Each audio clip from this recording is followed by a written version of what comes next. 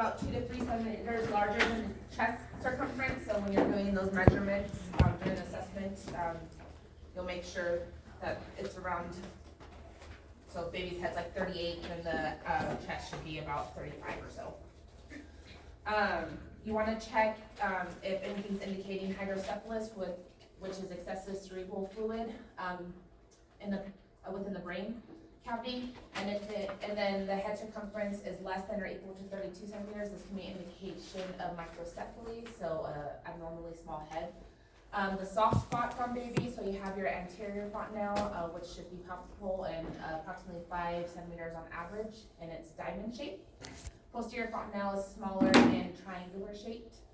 They should be soft and flat. They shouldn't be bulging. They shouldn't be sunken in. Sutures should also be palpable, separated, and can be overlapping, which is caused by the molding, so that cone head of baby. The normal occurrence resulting from that head compression. So typically, if the patient's been pushing for a while, you may see that. And then just some pictures here. There's your anterior fontanelle, your posterior. The top is the microcephaly, and then we have our hydro.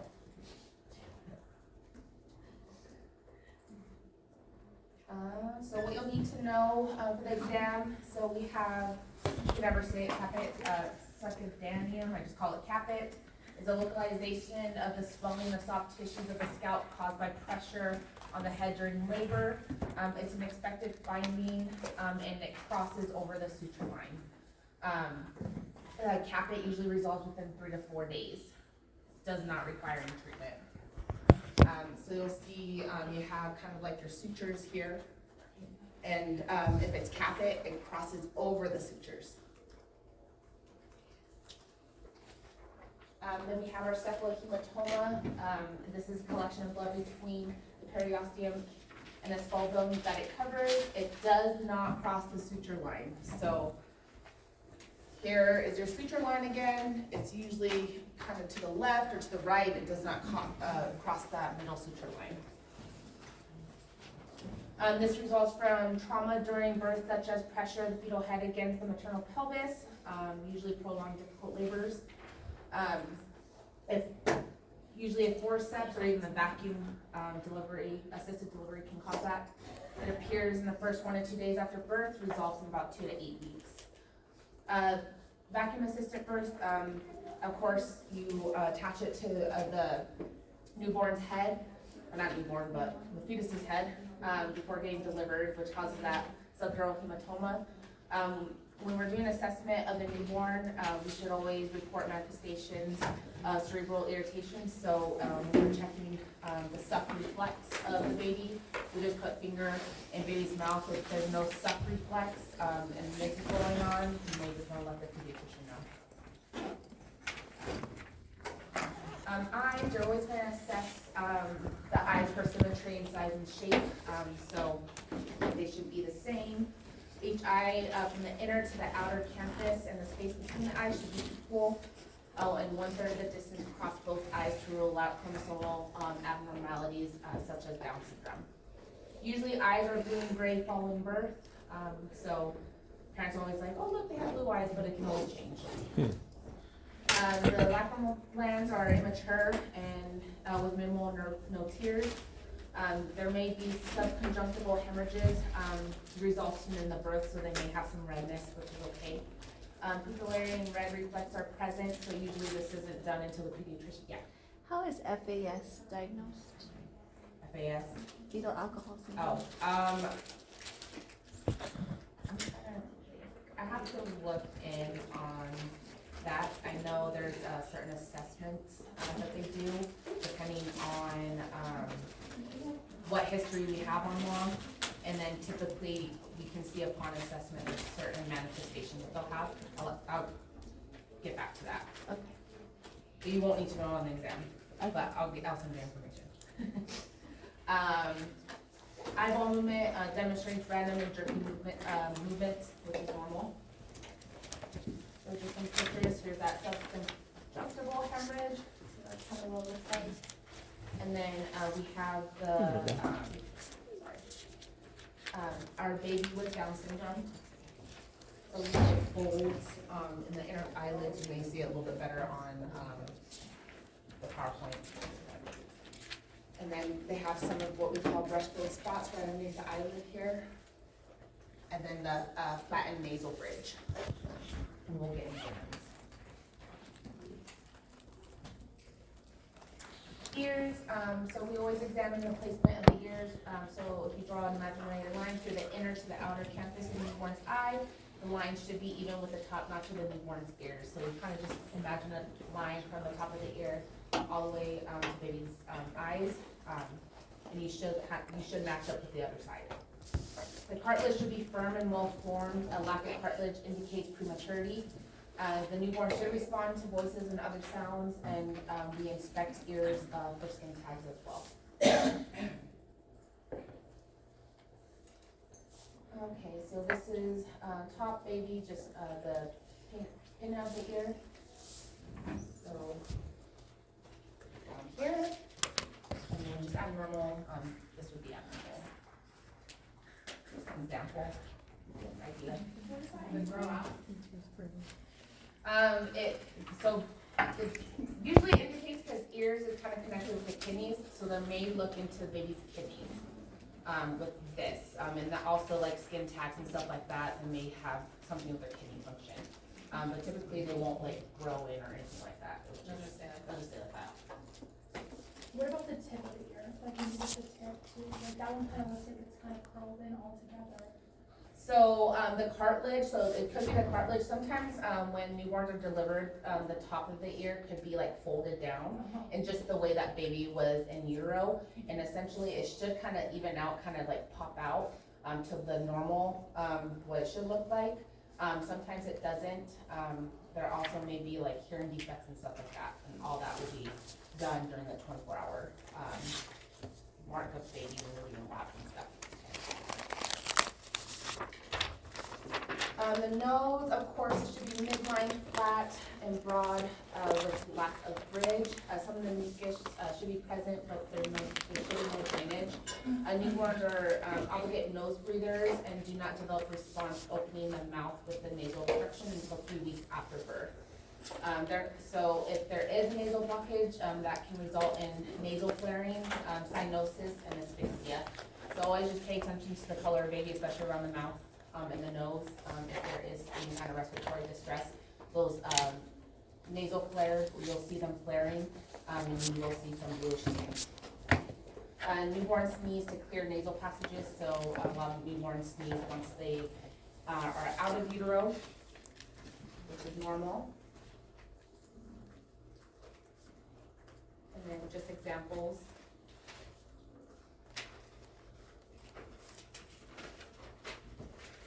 The mouth, we always assess the palate closure and strength of the sucking. So again, always take your gloved finger. You'll feel the top of the roof of the mouth where the hard palate is. The soft palate is a little hard you can't assess it very well.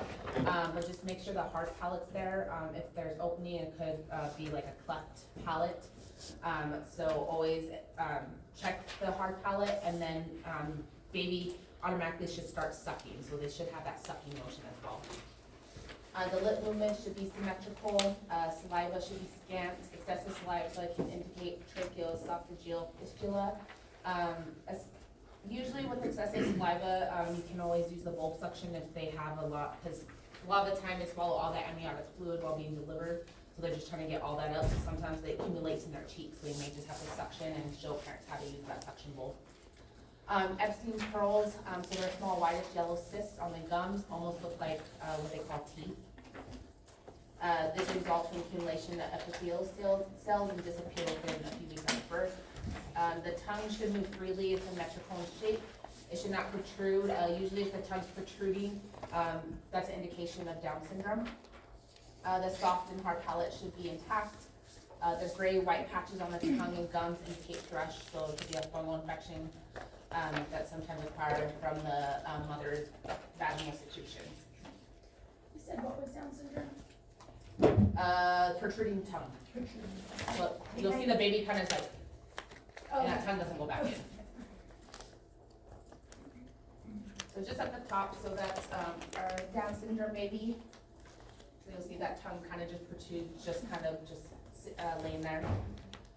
Epsom pearls, so over here, they almost look like teeth. Sometimes you may have a baby that has a lot of those. Is it harder to feed the Down syndrome baby?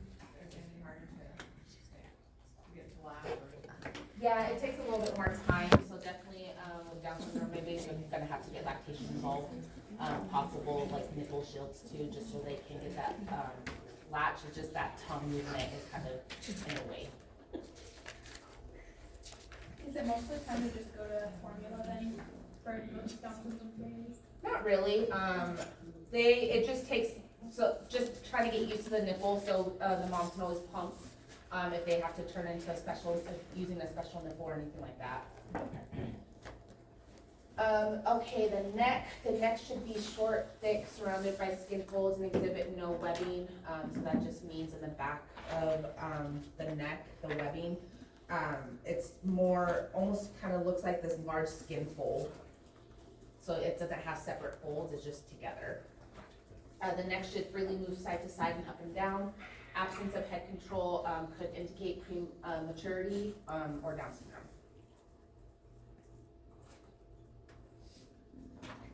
The chest should be barrel-shaped.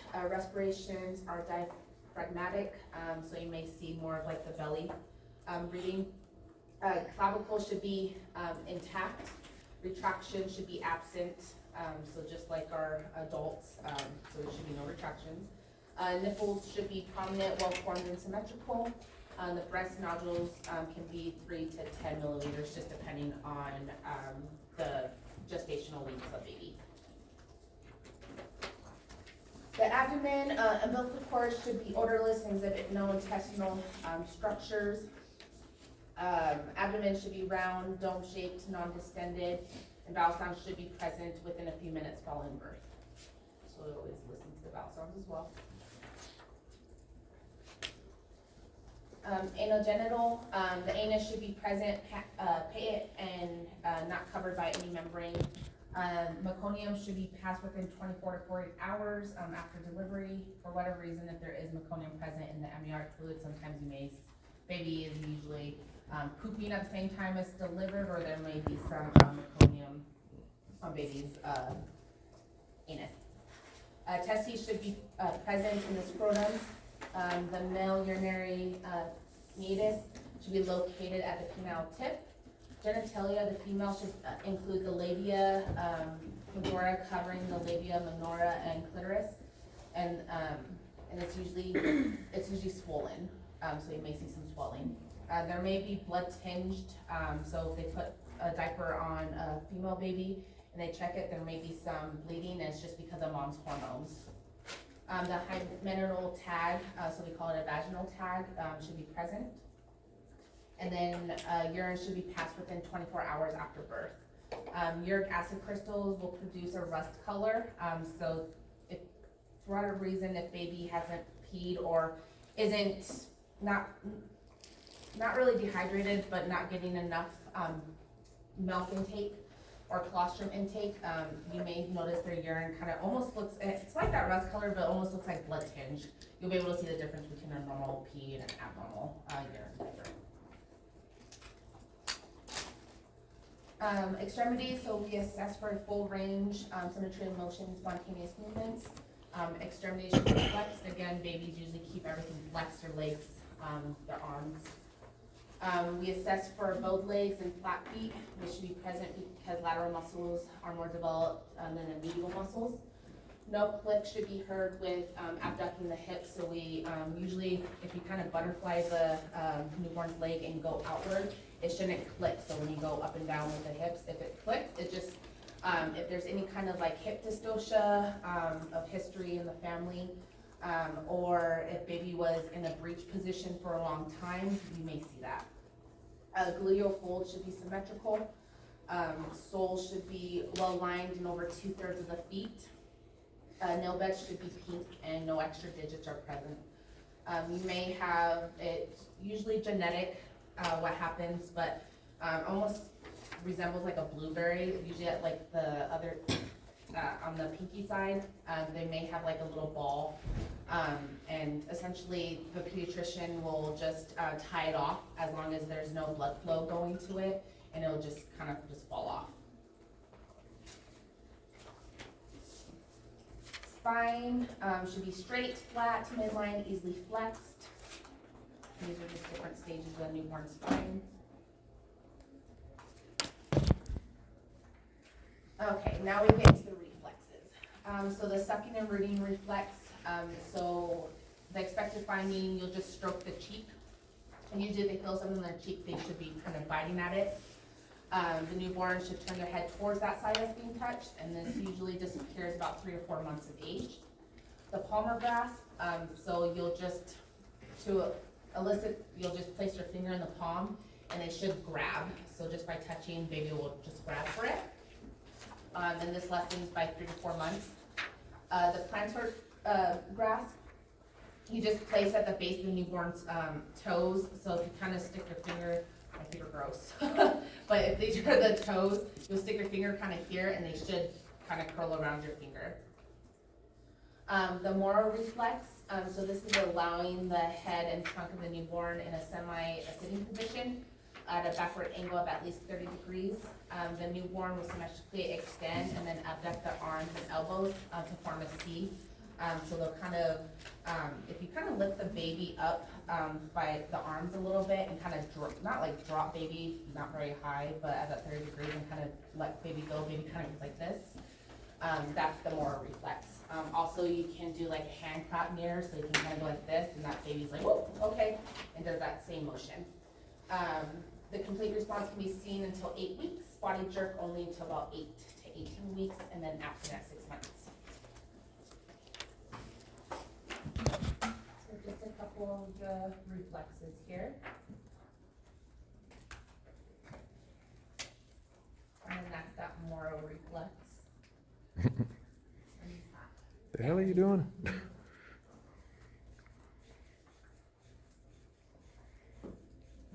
So the tonic neck reflex, the newborn is supine in the neutral position, and we turn the newborn's head quickly to one side. The newborn's arm legs on that side should extend, and opposing arm and leg flex.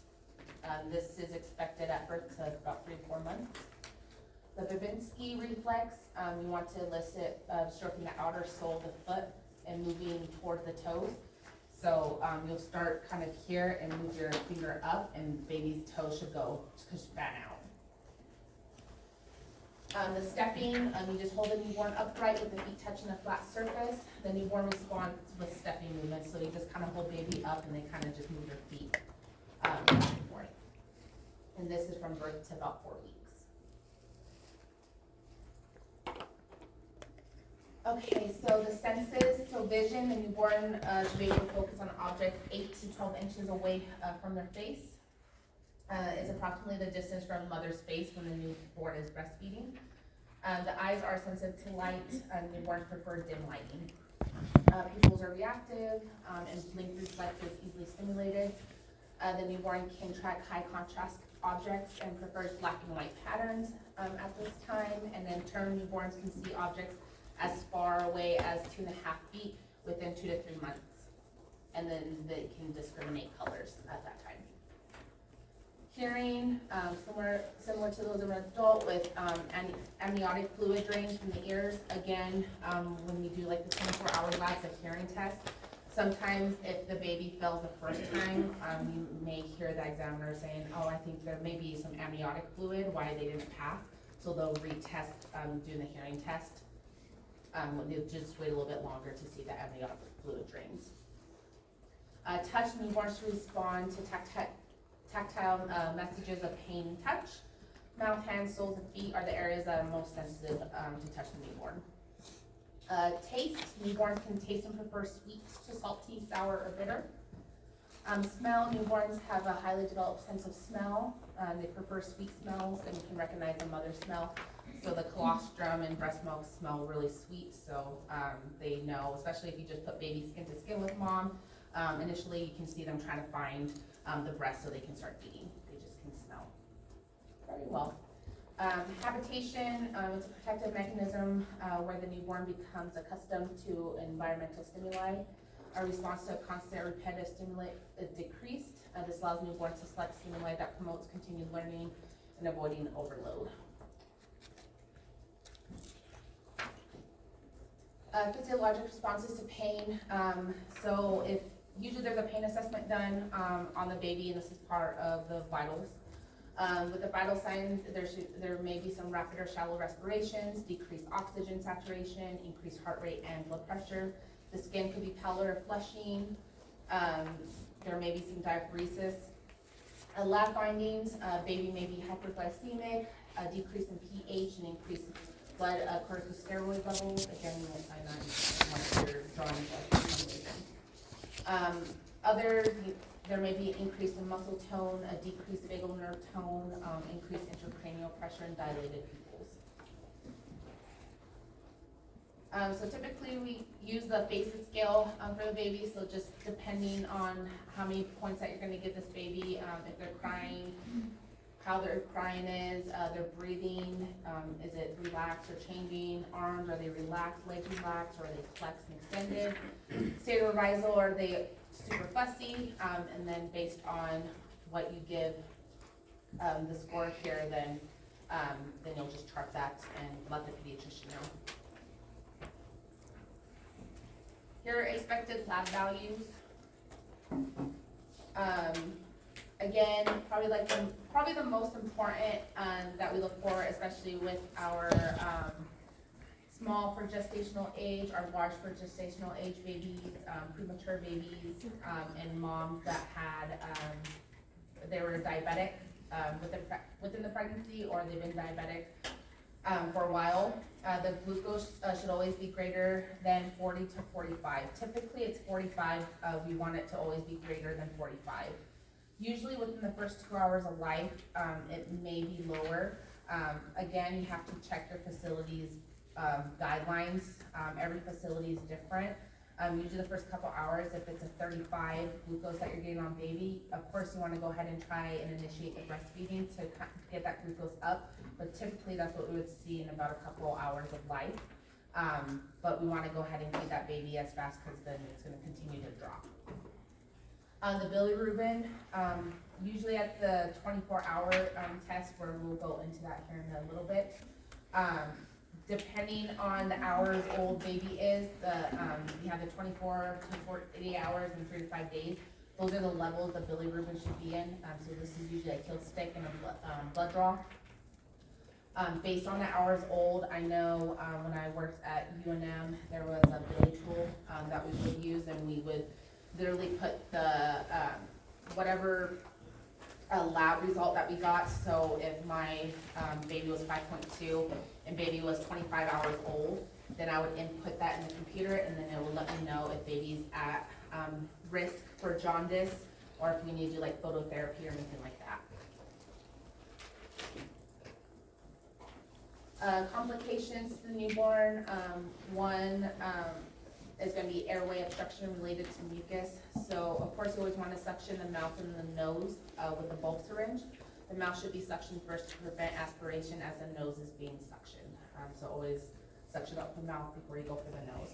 So especially if you're the baby nurse after delivery, of course you want to go ahead and dry that baby off, so you have your warm receiving blankets that you're going to go ahead and dry baby off. If baby is having a hard time crying, you're going to make sure that you suction with a bulk syringe the mouth, and then you suction the nose.